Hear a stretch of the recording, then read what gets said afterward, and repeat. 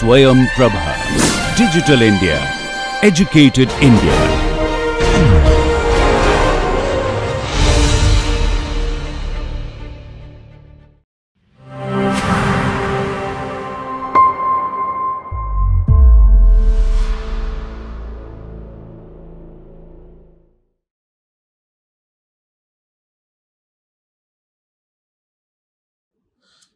Okay, so welcome back, and in this module we are talking about we start a discussion with an example in which we see some of the applications of the conservation of angular momentum and conservation of energy in planetary motion. So the example is as follows. So we are talking about the case of an asteroid deflected by the sun. Asteroid deflected by the sun. Okay, so we have a particle P of mass m moving in a central force field. Okay, so we have a particle P of mass m moving in a central force field, and the central force field of course has the following form: minus m gamma by r square r hat, right? R hat, where gamma is typically related to the gravitation constant. So this is m naught times g. So gamma is m naught times g, and m naught is the mass of the sun. Okay, so then we have to show that. So we have to show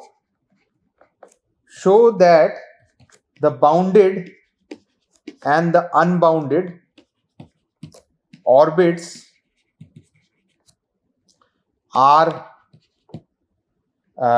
possible. Both bounded and unbounded orbits are possible depending on the total energy E, depending on the total energy E, and we have to also find. So that's the first thing that we have to show. And the second part of the problem says that suppose the asteroid, it's more information is given in this problem. So the asteroid is approaching sun from far away. Asteroid is approaching from sun from far away, and at t equal to 0 it has a speed of u, right? At t equal to 0 it has a speed of u and is moving in a straight line.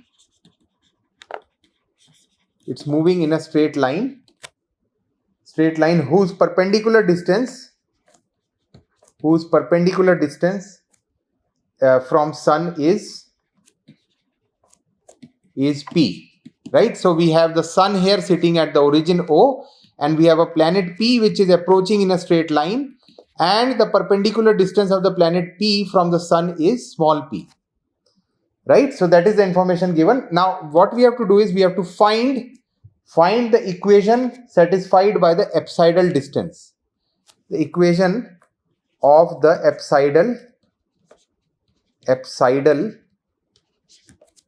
apsidal distance, right, of subsequent orbit, right? So equation of the apsidal distance of the subsequent orbit. And the second is for u square. Well, u is the initial speed.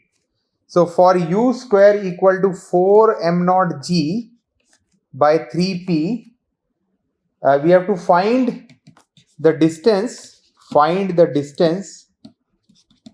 and the speed of asteroid. Find the distance and speed of asteroid at the point of closest approach.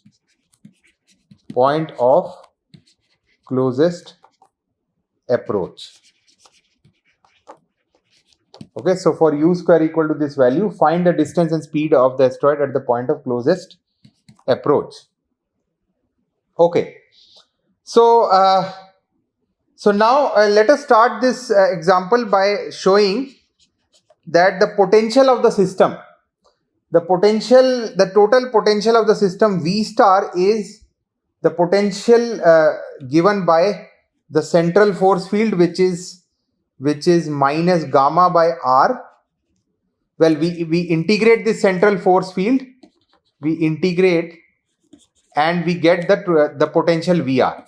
So VR comes out to be minus gamma. Well, we are trying to find this the potential density here, the potential density, right? So we are not involving masses anywhere, so hence you will not see any masses in these relations. So this is minus gamma by r plus L square by 2r, so that is 2r square. So that is the net potential V star. So V star has the form which is given in, well, if we try to plot this total potential V star, we see that we have the following form of the graph. The total potential V star here is as follows. When r goes to infinity, we expect that eventually V star goes to 0, right? So this is a this is an equation, V star versus r, and we see that in this case, if E is greater than equal to 0, we expect that the potential will be unbound. The motion of the planet will be unbounded. It won't follow a bounded orbit because of this diagram. And if E comes out to be less than 0, we see that the motion is going to be inside this graph and it is going to be bounded, right? So that solves the first part of the problem here, that we have shown that the bounded as well as unbounded orbits are possible depending on the total energy of the system. Especially if energy is positive, then we expect an unbounded orbit. That is, the planet is not going to come back to its original point of motion. And if E is negative, there is a bounded motion which is possible, right? So that is the first part. The second part is we have to find the equation of the apsidal distance. So again, we know that the equation of the apsidal distance, well, let us go to the second page. So the equation for the apsidal distance, we have just seen that this is my equation number 3. This is V star of r is equal to E, right? So this comes out to be minus gamma by r plus p square well, what have we got here? Well, L. So minus gamma by r plus L square by 2r square. This is equal to E, and E is half u square, right? So that is what we have. Now L is the angular momentum of the system, and initially the distance of approach was p and the initial velocity was u. So from here we can immediately find that the angular momentum, which is a constant of the system, is p times u. So we can plug angular momentum here. So this is p square u square, right? So now our equation for apsidal distance is the following, and we need to solve this. So, well, the first part is done. So this is my equation for apsidal distance, right? And now the second part is that we are given that u square is 4 gamma by 3p, right? Where gamma is m naught g. This is given.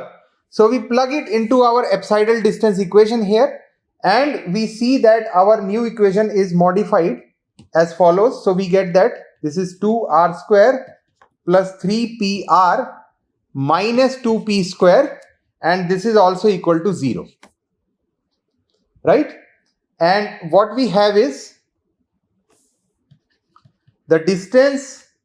Well, we can solve this equation now. This is a quadratic equation in R, and we are going to get two roots. We'll take the positive roots. So the distance of closest approach the closest approach from this one is, let me call this equation as star, is the positive root of star. And we see that r is equal to p by 2 is the positive root of star. We can solve this and find that this is what it is. Now then from angular momentum conservation, we find that p times u is p by 2 times v, right? So from angular momentum conservation we have p times, well, this is the initial angular momentum, and my final point of closest approach is p by 2. So my final speed, so this is v, comes out to be 2u. So the speed at the point of closest approach is 2 times the initial speed. So speed at the point of closest approach,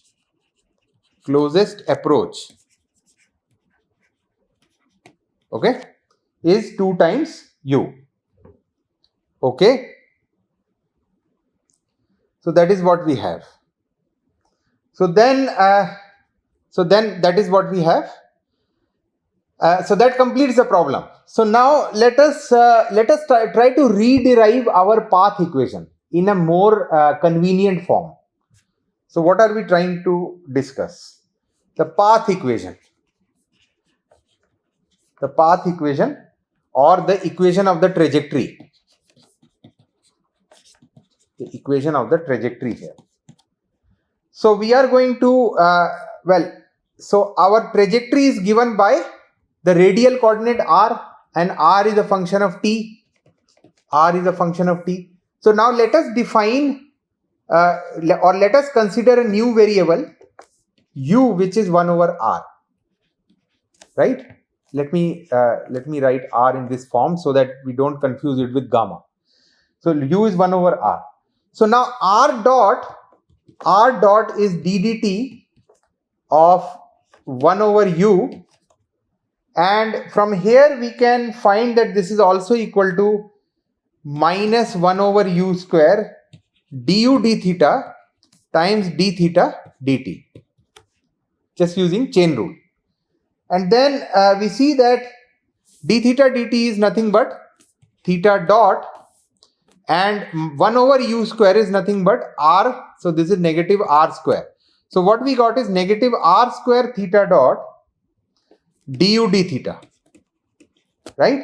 And this is r square theta dot is the angular momentum, so this is negative L du d theta, right? Similarly, we can find r double dot is ddt of r dot, which is negative L du d theta, and what we have is this is minus L times dd theta of du dt. Well, we are just using chain rule here. So L is a constant, we can take it out of this equation, and what we see is that this is going to be minus L dd theta times, again we are going to use chain rule here, so this is du d theta times d theta dt.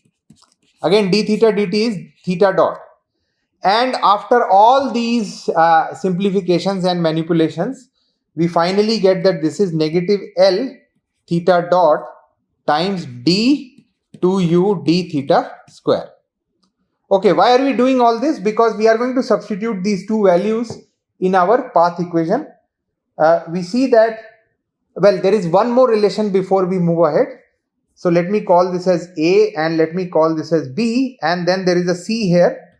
The third relation is that r theta dot square can be written in terms of the angular momentum. This is L square u cube, right?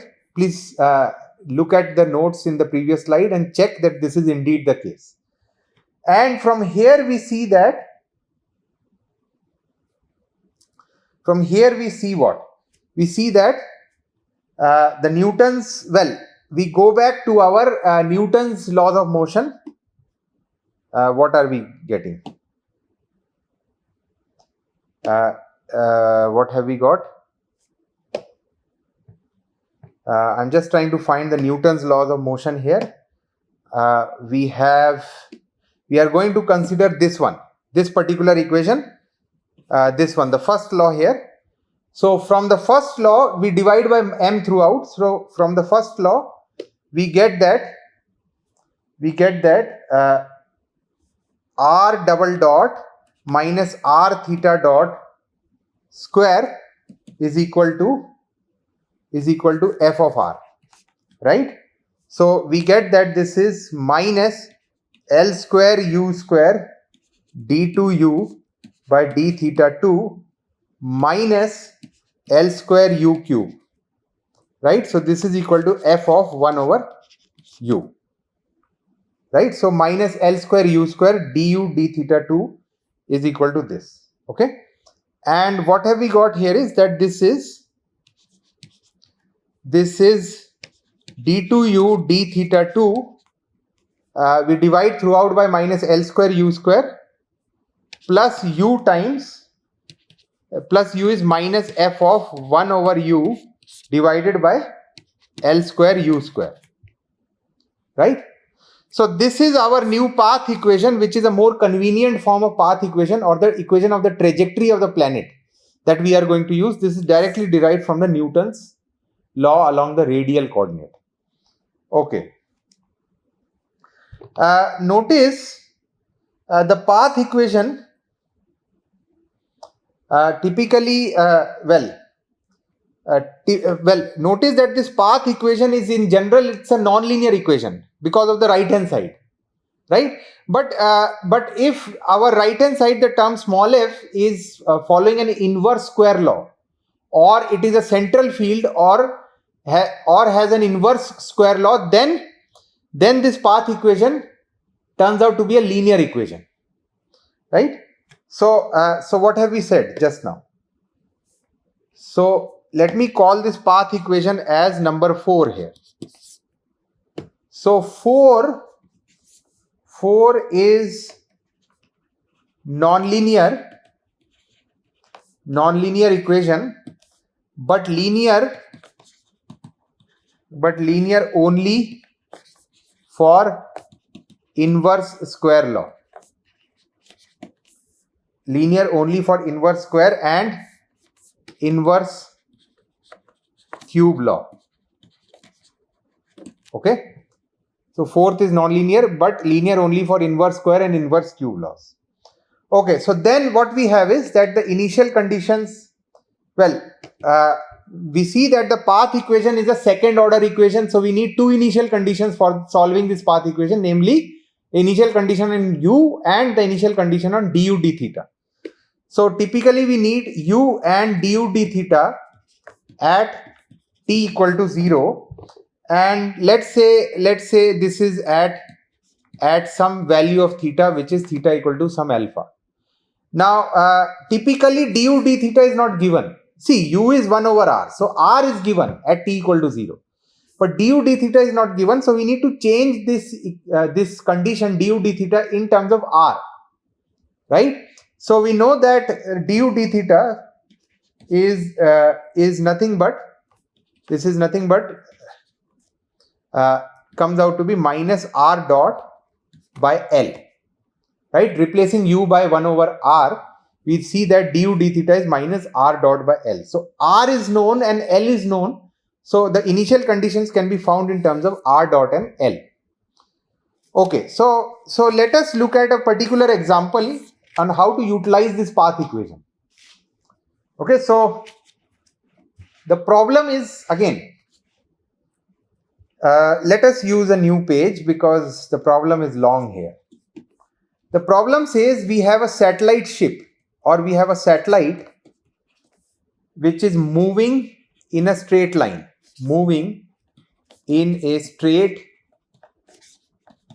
satellite which is moving in a straight line with speed v, right? And the crew calculates that their present course will miss the planet by a distance p. Right? So the satellite is moving in a straight line with speed v, and the crew calculates that the present course will miss the satellite by a distance p. So the setup is as follows. So we have a planet. Let us say the planet is located at a location b, and we have a satellite which is approaching a straight line, and it is going to miss the planet by a distance p, right? And now the further information is the planet is known to exert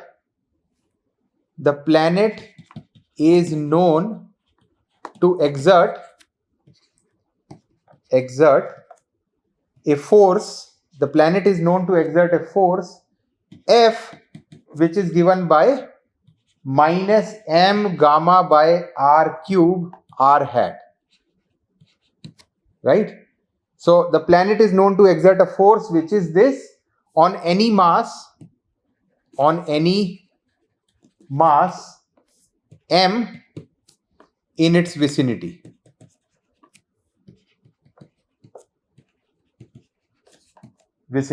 Right? And we have that the constant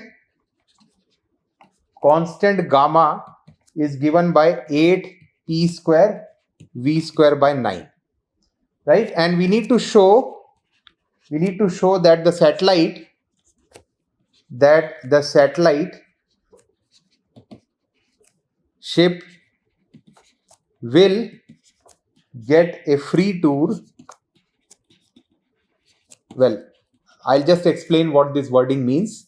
The satellite ship will get a free tour around the planet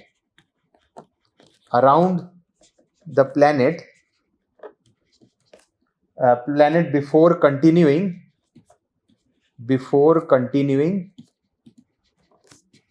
in its original path.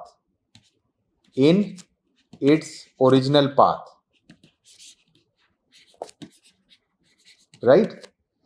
Okay, so what we have got is that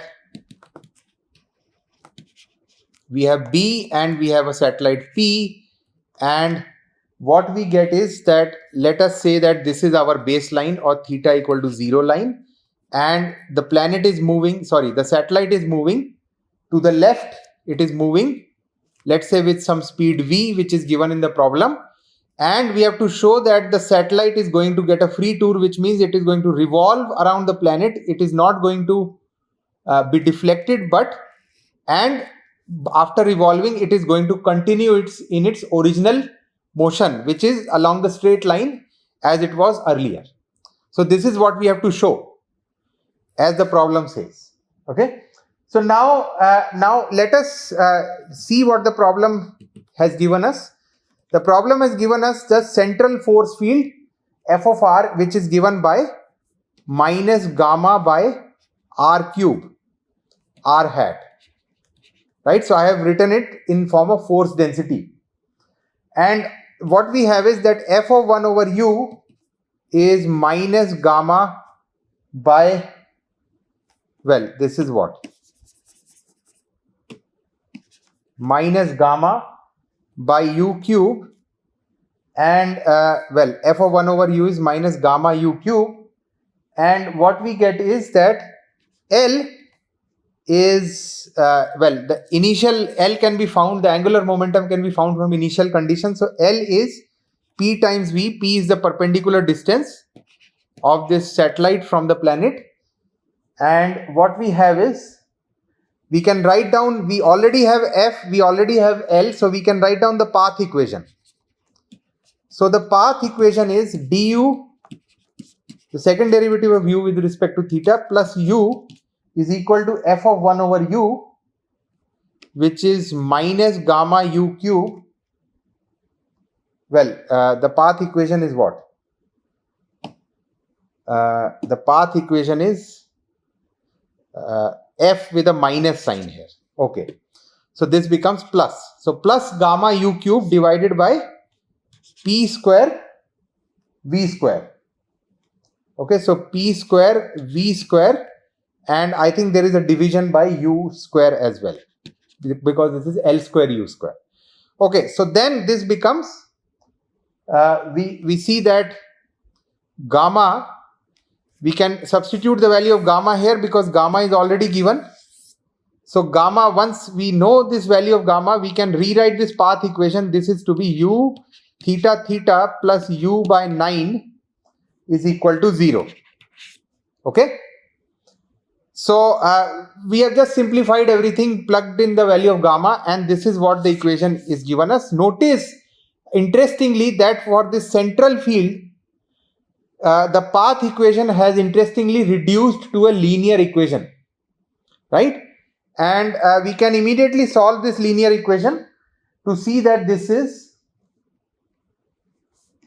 u theta is a times cos of theta by 3 plus b times sine of theta over 3.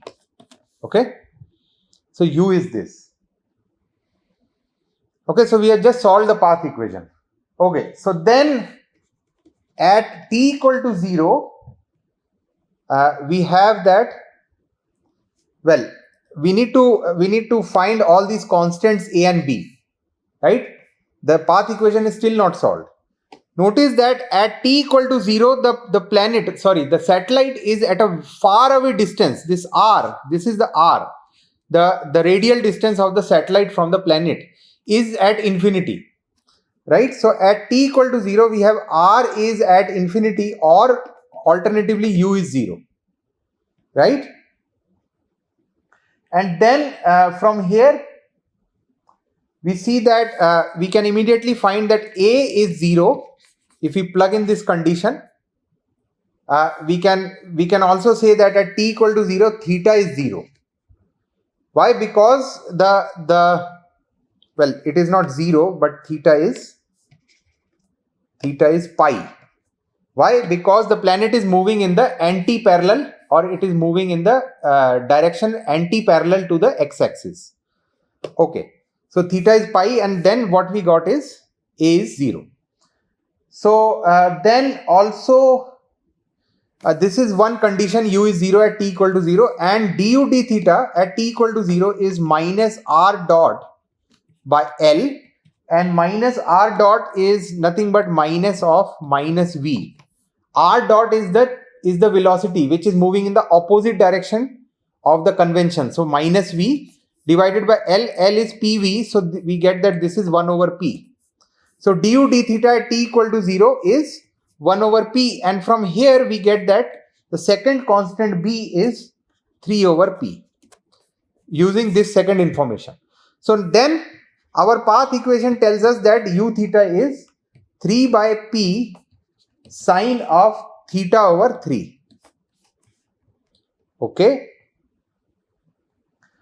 So notice that the satellite, so let us see when is the satellite, when is the radial distance of the satellite from the planet is at infinity. So the radial distance of the satellite from the planet is at infinity when, so infinity originally at t equal to 0, and after some time when the planet has moved, that is when again it is following the same course of action, that is along the straight line. So originally at t equal to 0, the distance is at infinity, the radial distance is at infinity, and finally also we want the radial distance to be at infinity, so that the planet has moved away from the satellite has moved away from the planet. So what we want is, we want to find when r tends to infinity, or equivalently u tends to 0, and this happens when theta by when sine theta by 3 is 0, right? This is from this equation, and this is when theta is equal to 0 or 3 pi, of course for higher angles also, but this happens at the smallest value of theta. This happens at theta equal to 0, smallest positive value of theta, it happens at theta equal to 0 and 3 pi. So the fact is that the solution goes to its original, the radial coordinate goes to its original value if your theta is 0 or 3 pi. 3 pi signifies that the satellite has performed 1.5 revolutions, right? So 3 pi signifies that the satellite has performed 1.5 revolution, right? Before continuing to infinity, right?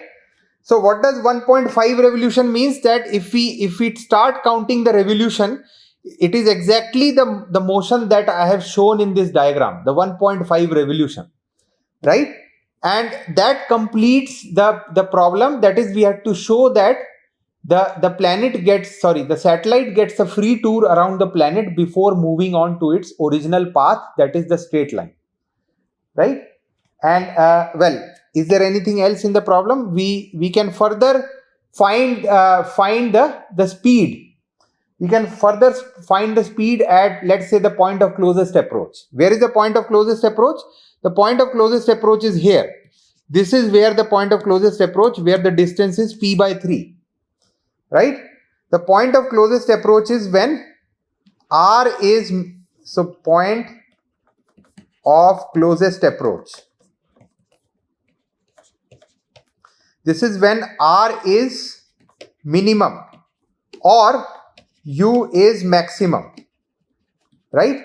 So u is maximum when theta of sine theta by 3, when sine theta by 3 is 1, the maximum, or theta by 3 is equal to pi by 2, or we have theta is 3 pi by 2, right? So that is this point which I have shown here, which is the following. And at this value of theta, we expect that u is 3 over p u max, or r min is p over 3.